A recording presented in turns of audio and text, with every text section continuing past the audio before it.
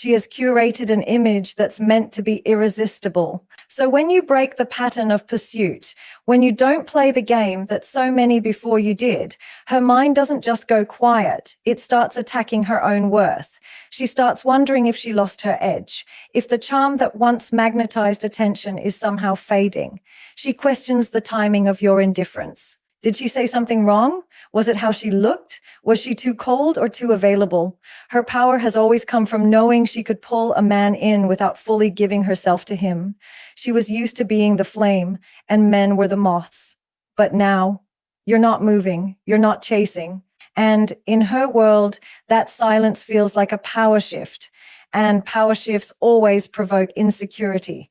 What hurts her the most isn't the absence of your texts, it's the absence of your need.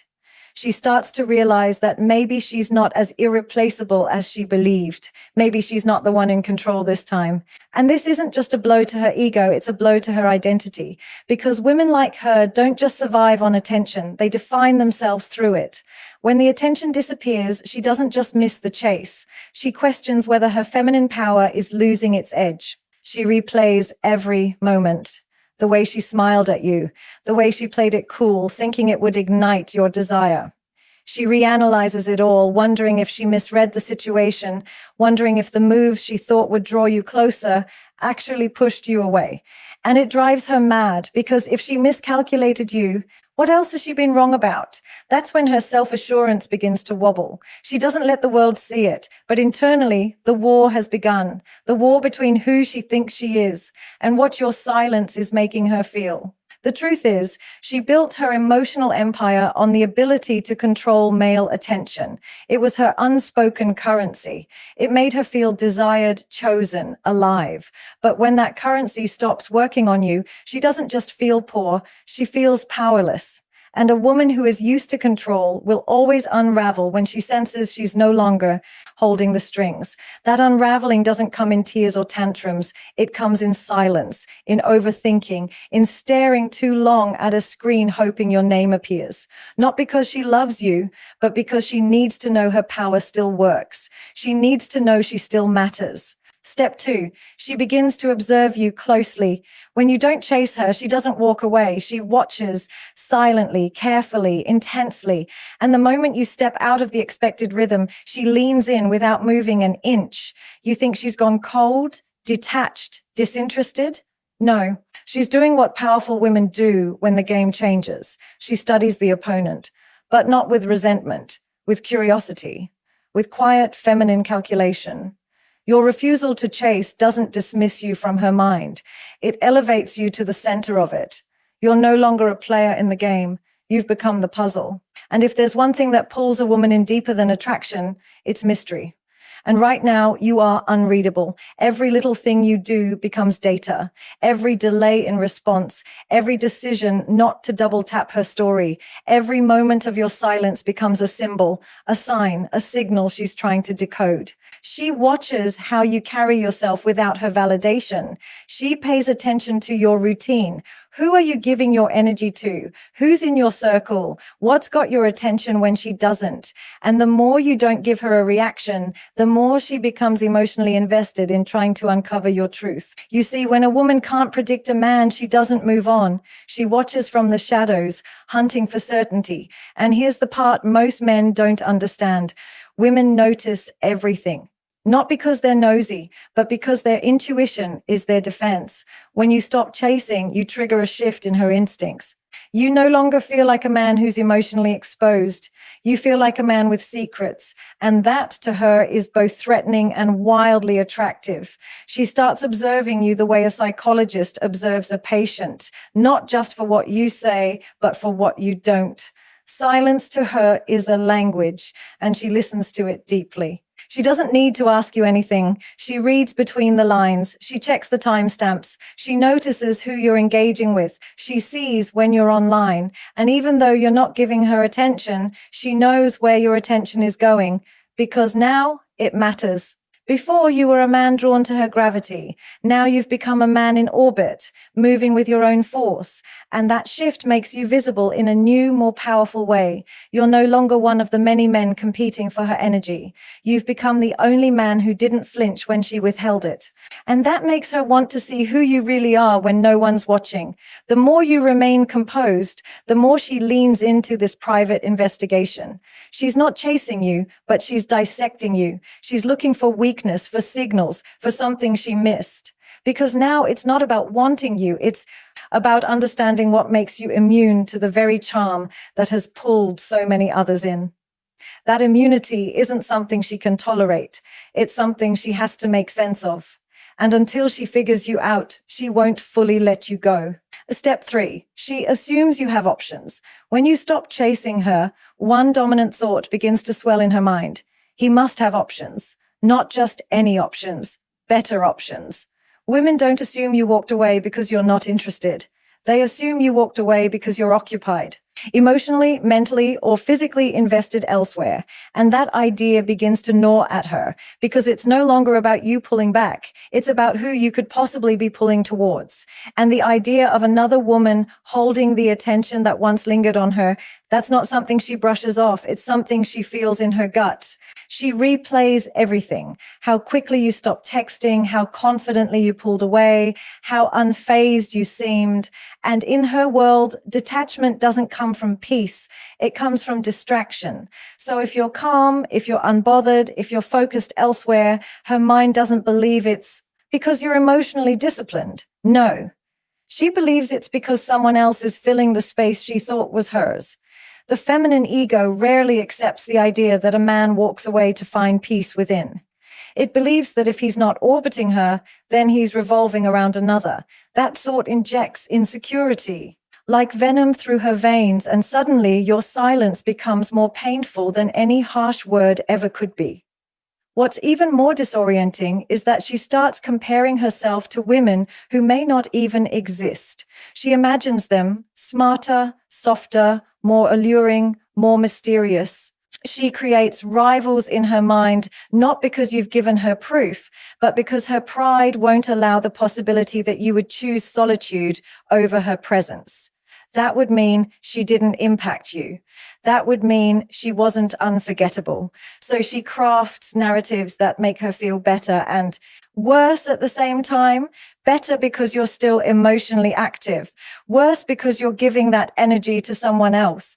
And here's the silent irony. She starts trying to outshine ghosts. She posts with intention. She dresses for war, not warmth. Her captions change. Her presence becomes louder, not because she's happy, but because she's trying to compete with the woman she thinks took your attention. She can't see her, but she can feel her. That invisible competition becomes her new obsession. Not because she wants you back necessarily, but because she wants to win. She wants to know she's still the standard, still the storm, still the one a man can't easily replace. All of this happens beneath the surface. She won't say it. She won't admit it. On the outside, she looks composed, detached, maybe even indifferent, but internally it's chaos, a chaos wrapped in pride and performance. And every time she checks your page or sees a new name in your likes, it stings, not because you're gone, but because your value has now increased in her mind. You're not just the man who didn't chase, you're the man who had the option to and chose not to. And that means you weren't desperate, you weren't thirsty, you weren't under her spell. You were discerning, you were scarce, and scarcity in her world equals power. Step 4. She tests you subtly. When you stop chasing her, she doesn't always come running. She doesn't immediately reach out, cry, or confess. No, she does something far more strategic, far more subtle. She tests you, but not in obvious ways. Her tests aren't loud, and they're never direct. They're hidden in the pauses, disguised as detachment, carefully designed to make you question your own resolve. She creates moments of silence, but they're not empty. They're loaded with meaning, with tension, with a quiet question. Lingering in the background, will he break first? This isn't manipulation, it's self-protection wrapped in performance. She wants to know if your distance is real or if it's just a tactic, so she creates space to see if you'll feel it. She holds back just enough to watch whether you'll lean in again. She delays her replies, posts something vaguely emotional, goes cold on purpose and pretends it's nothing. But everything is calculated. The selfie wasn't just a selfie. The story wasn't just a song lyric. The accidental online presence wasn't a coincidence. All of it is choreography, a dance to see if she still holds power over your attention. The reason she tests you isn't because she's unsure about you. It's because she's unsure about herself. She needs confirmation that her presence still lingers in your mind, that even in your silence, she still matters. These small acts are not pleas, they're probes. And if you respond too quickly, if you cave, if you show that you're watching, it gives her the reassurance she was silently hoping for. She wins. Not the relationship, just the emotional upper hand. She can breathe again, knowing she still has influence. But if you don't respond, if you stay composed, remain quiet, and keep walking with calm detachment, she doesn't feel powerful. She feels exposed because now she knows her energy no longer controls yours. That's when the test becomes a mirror. She sees that the attention she once commanded so effortlessly now slips through her fingers. And it's not because she failed to be beautiful or charming or emotionally provocative. It's because you refused to be predictable. You became immune to her patterns. And immunity is the one thing she's never had to deal with. She may start to get bolder, not out of confidence, but desperation. She might flirt with someone publicly. She might act like she's moved on. But these aren't declarations, they're diagnostics. She's observing what moves you, what breaks your silence, what pulls you back, if anything does. And when nothing works, when her most calculated silences and her most curated appearances fall flat, she feels something she doesn't know how to handle. Irrelevance. That's her greatest fear. Not heartbreak, not loss, just the brutal realization that her tests no longer penetrate your mind, that her pull no longer shifts your focus. Because once a woman realizes she can't control your attention, she's no longer testing you. She's testing her own significance. Step 5. She fears losing control. When you stop chasing her, something deeper than silence sets in. She begins to fear losing control. And not just over you, but over herself. Control has always been her anchor, her safety net, her silent weapon in emotional dynamics. She doesn't need to dominate. She only needs to know that she can influence, that her energy still sways the direction of the connection, that her absence makes you restless, that her silence stings more than any insult ever could. But when you show restraint, when you pull back and stay grounded, she realizes that grip is slipping, slowly, quietly, and it terrifies her. She's used to having leverage without force. It's not always about being loud or dramatic. It's about subtle authority, a raised eyebrow, a delayed reply, a story posted at just the right moment. She's mastered the language of feminine control, where every small gesture can cause a ripple in a man's emotions. She knows how to leave you wondering, second-guessing, reaching. So when none of that works, when you don't flinch, don't chase, don't fold, she feels something foreign creep in, helplessness. And helplessness to a woman who spent years perfecting emotional influence feels like drowning. The fear doesn't arrive with panic, it arrives in silence, in the quiet moments where she refreshes the screen, waiting for a message you're not sending, in the way she stares at her reflection a little longer, questioning if she still holds the same power she once did. Her thoughts become heavier, messier. She starts retracing her steps, trying to understand how she lost her position, how the script flipped. Because the moment she can't predict you, she can't lead you. And when she can't lead you, she starts to feel like she's losing the only language she's ever trusted: control. It's not just about you not chasing. It's about what that implies, that you're okay without her, that her presence didn't break your focus, that you're living, building, breathing without needing her to validate it. And that independence is what truly disrupts her. Because if you don't need her attention, then she's no longer the center of the story. She becomes a side character in a narrative she can't rewrite. And nothing is more frightening to a woman who's used to being the gravitational emotional pull than realizing someone has become immune to her orbit. Her fear deepens when she realizes that emotional control isn't something she can demand, it's something she has to earn. And if you're no longer reacting, no longer reaching, no longer bending under her silence, then she starts questioning what's left for her to hold on to. What card does she have left to play? If beauty didn't shake you, if distance didn't affect you, if emotional provocation didn't summon you back, then you've taken away her most sacred form of currency, your attention.